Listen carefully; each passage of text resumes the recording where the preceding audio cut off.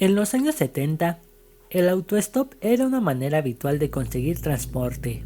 La gente pedía a desconocidos que los llevara sin pensárselo dos veces, y en la mayoría de los casos, lo único que ocurría era que llegaban a su destino. Sin embargo, no siempre fue así. A veces, tras las sonrisas amables y las promesas aparentemente sinceras, se escondía un plan oscuro y siniestro.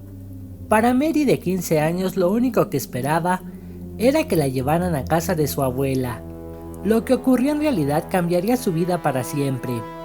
Criada en Las Vegas, a los 15 años, Mary Vincent pasó por muchas experiencias problemáticas para ser tan joven, según varias fuentes periodísticas. Mary no se llevaba bien con sus padres, faltaba constantemente a la escuela y acabó dejando su casa para irse a vivir con su novio en Sausalito, California, aunque no duró mucho. Poco después de irse a vivir con él, este fue supuestamente detenido por cargos de agresión. Sin saber qué hacer, Mary regresó a su casa en Las Vegas, antes de huir de nuevo, en 1978. Durante un corto periodo de tiempo, Mary viajaba y dormía en coches sin cerradura, antes de hacer autostop hasta Corona, California, para llegar a la casa de su abuela. También tenía la esperanza de que una vez allí, podría emprender una carrera como bailarina, ya que le apasionaba. El 29 de septiembre de 1978, la joven y decidida adolescente fue a una autopista en Berkeley, California, y la mayoría de los conductores no prestaban atención a las personas que se encontraban en el arcén, buscando un aventón. Mary estaba entre estas personas con un cartel que decía: "Voy al sur". El tiempo pasó hasta que finalmente una furgoneta se detuvo junto a ella. En la furgoneta había un hombre de mediana edad, que le preguntó amablemente a dónde quería ir. Mary le informó que esperaba que la llevaran a Los Ángeles, y el hombre se ofreció a llevarla hasta allí. Al parecer, algunas de las mujeres que también estaban esperando hacer autostop miraron nerviosas al hombre e incluso le advirtieron a Mary que no se fuera con él. Desesperada por llegar a su destino y sintiendo que podía confiar en este desconocido, Mary subió pese a las supuestas inquietudes de las otras mujeres. El hombre le recordaba a su abuelo y parecía bastante acogedor y amistoso. Ambos emprendieron pronto el camino hacia Los Ángeles. El hombre se llamaba Lawrence Singleton, un antiguo marino mercante de 50 años. El viaje fue bastante agradable, es decir, hasta que ocurrió algo que le pareció un poco extraño a Mary. Mientras iban, Mary estornudó y Lauren se acercó a tocarle el cuello, antes de preguntarle si estaba enferma.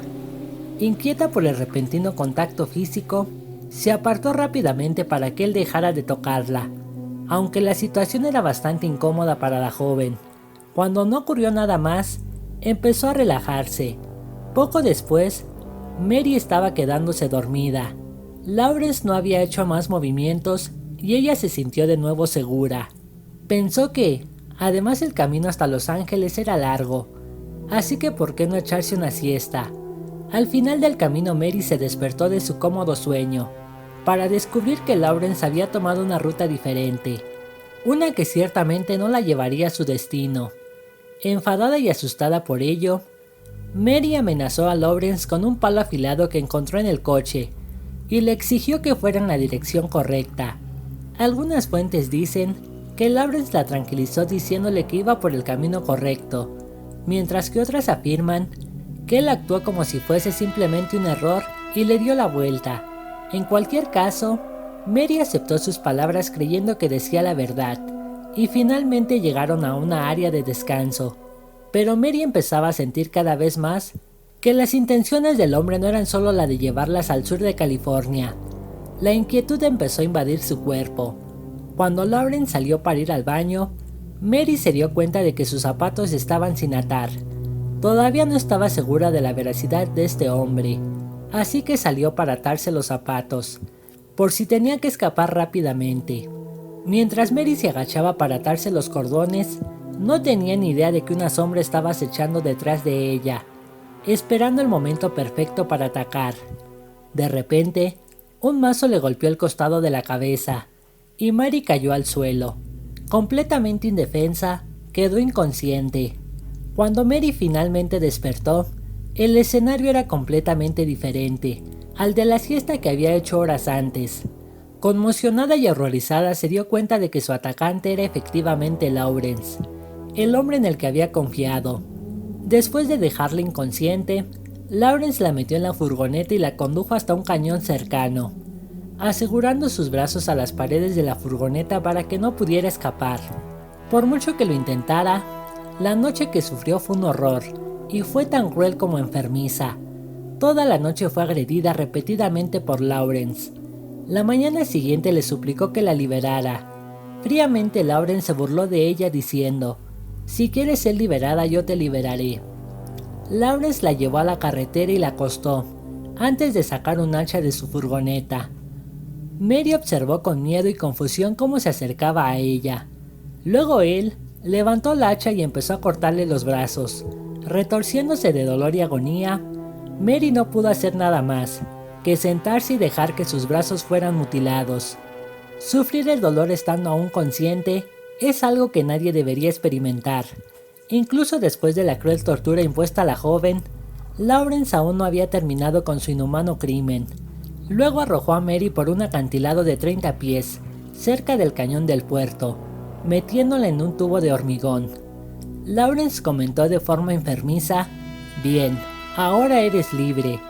Dejó que se desangrara dentro de la tubería y mientras seguía su camino creyó que acababa de cometer el crimen perfecto. Sin embargo, aunque Mary se desangrara y sufriera un dolor insoportable, no estaba dispuesta a rendirse. Un pensamiento seguía en su mente: lo terrible que sería dejar que ese hombre cometiera el mismo crimen con otras adolescentes. Milagrosamente, Mary logró cubrir lo que quedaba de sus brazos con barro y sacó fuerzas para intentar buscar ayuda. Volvió a arrastrarse por el acantilado y luego procedió a caminar 3 millas enteras hasta la carretera más cercana, todo el tiempo sosteniendo sus brazos para mantener la hemorragia al mínimo, así como para evitar que sus músculos se cayeran. Al parecer, la primera señal de ayuda que halló fue un coche. Sin embargo, cuando los ocupantes del vehículo la vieron, huyeron despavoridos. Mary fue dejada sola y sin remedio. 2 personas la encontraron muy poco después y la llevaron inmediatamente al hospital. Incluso después de su angustioso cautiverio, consiguió salir con vida de la brutal situación. Mary estaba decidida a no dejar que Lawrence saliera con la suya. Más tarde dio una descripción detallada del hombre, que había intentado matarla, que ayudaría a la policía a encontrarlo y detenerlo. Cuando Lawrence fue arrestado, a Mary le habían puesto prótesis en los brazos, y utilizaron partes de su pierna para ayudar a salvar lo que quedaba de su brazo derecho. Debido a esta operación crucial, Mary ya no pudo bailar y desde entonces fue forzado a olvidar sus sueños de convertirse en bailarina. Aunque Mary ya había pasado por muchas cosas, todavía había que hacer algo más para garantizar que Lawrence fuera llevado ante la justicia. Cuando se inició un juicio, 6 meses después de que se cometiera el crimen, ella estaba dispuesta a testificar contra él, aunque la idea de enfrentarse a su agresor debía ser totalmente horripilante. Lawrence terminó recibiendo apenas 14 años de prisión por sus perturbadores actos. Mucho peor, Lawrence podría optar por la libertad condicional. Durante el juicio le susurró a Mary una inquietante amenaza: «Terminaré este trabajo aunque me lleve el resto de mi vida».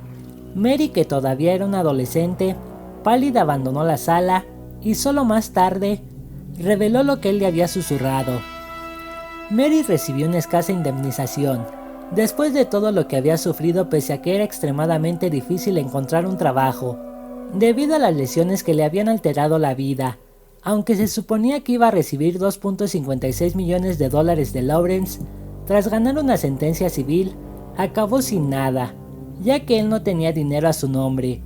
Lawrence fue llevado a la cárcel y Mary quedó permanentemente perjudicada por los horribles actos que le había infligido.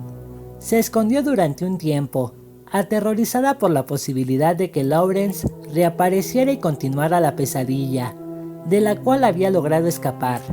Varias fuentes periodísticas afirman que desarrolló anorexia y que llegó a pesar menos de 45 kilos. Durante un tiempo después, Mary encontró consuelo en un hombre del que se enamoró, y ambos se casaron. Sin embargo, finalmente se divorciaron. Mientras tanto, en la cárcel, Lawrence contaba su propia y extraña versión de la historia.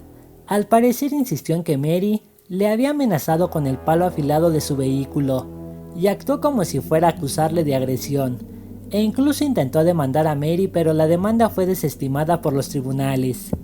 Sorprendentemente, tras solo 8 años en prisión, Lawrence recibió la libertad condicional, por su buen comportamiento y por haber trabajado como ayudante en el aula de la prisión, pero le resultó extremadamente difícil encontrar alojamiento durante su libertad condicional, pues muchos residentes de distintas ciudades negaron firmemente en dejarlo vivir cerca, para apartarlo de sus familias. En un caso concreto, Lawrence fue trasladado desde la habitación de un hotel, bajo guardias armados, en Rodeo, California, cuando una masa de 500 personas se había presentado en la zona, en señal de protesta tras intentar buscarlo en varias ciudades diferentes. Finalmente ubicado en San Quintín, donde vivió en un remolque, en la prisión estatal, Lawrence estuvo en libertad condicional durante aproximadamente un año, antes de ser liberado, y decidió volver a su estado natal, Florida. Saber que Lawrence estaba libre no hizo más que aumentar el miedo y la ansiedad de Mary. Parecía ser devastador tanto para Mary como para el público, el hecho de que hubiera sido puesto en libertad tan pronto y pudiera tener la oportunidad de cumplir su inquietante amenaza. Después de que él se instalara en Florida, un vecino hizo un comentario intrigante sobre su comportamiento. Sean Bennett declaró que al principio le tenía miedo, pero todos los días me hablaba, cocinaba filetes y me los traía, arreglaba su propiedad, muy bueno era como vecino, como ese con el que sueñas. Empecé a creerle, tal vez fue incriminado. Otra vecina que al parecer no sabía de su inquietante pasado, dejaba que su hija de 2 años jugara en el patio con el cachorro, un Rottweiler de Lawrence, mientras ella y su marido hablaban con él. Sin embargo, pronto quedó claro que el estado mental de Lawrence seguía siendo muy sombrío, incluso después de comenzar una nueva vida en Florida. Los vecinos empezaron a sentir que algo iba mal, tras ver que Lawrence entraba y salía repetidamente de su vehículo.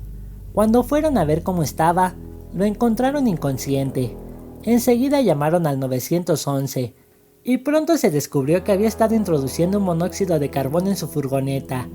Más tarde se encontró una nota que empieza diciendo: «Espero encontrar la paz.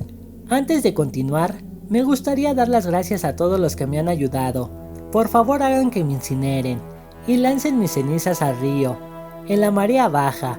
Tras sobrevivir al intento de quitarse la vida, Lawrence fue llevado a un centro de atención psiquiátrica y pronto fue dado de alta.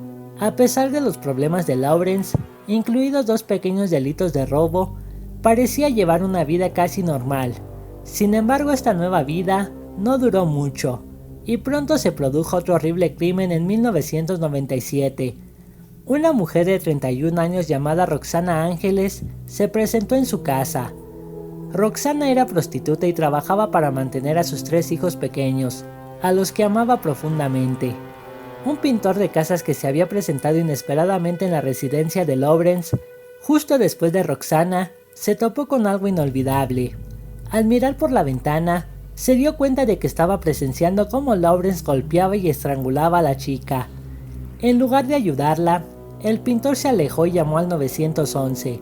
Cuando la policía llegó a su casa, Lawrence tenía sangre por todo el cuerpo. Intentó decir a la policía que se había cortado, mientras cortaba verduras.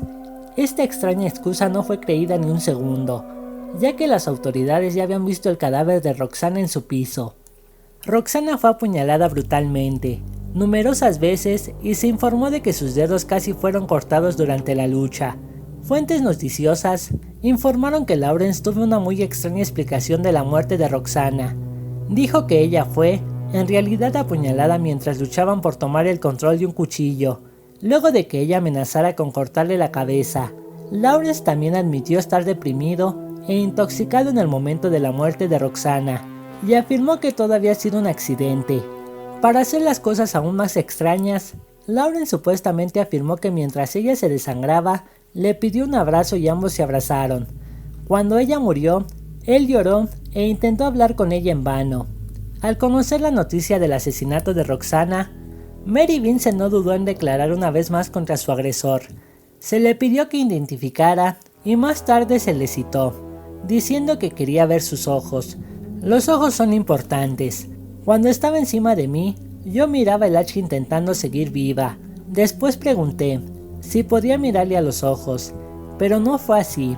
Con su ayuda, Lauren Singleton acabó en el corredor de la muerte de Florida, a pesar de sus numerosas excusas y extrañas explicaciones. Más tarde se citó a Lawrence diciendo que lo incriminaron la primera vez, pero esta vez lo hice yo. Los hijos de Roxana, que eran todos muy pequeños, en aquel momento recuerdan a su madre con cariño. Su hijo de 4 años recordó un divertido juego, al que ambos solían jugar juntos, y sus otros hijos hicieron declaraciones igualmente emotivas sobre su madre. Años después de cometer su primer crimen devastador, Singleton murió de cáncer a la edad de 74 años, antes de que pudiera producirse una nueva ejecución. Mary Vincent pudo por fin vivir libre del miedo a que su anterior captor intentara completar la aterradora promesa que le hizo. Desde entonces, Mary ha aprendido a vivir y a lidiar no solo con sus recuerdos traumáticos, sino también con sus brazos prostéticos. Ha aprendido a cocinar y a dibujar con sus prótesis, e incluso se ha convertido en artista.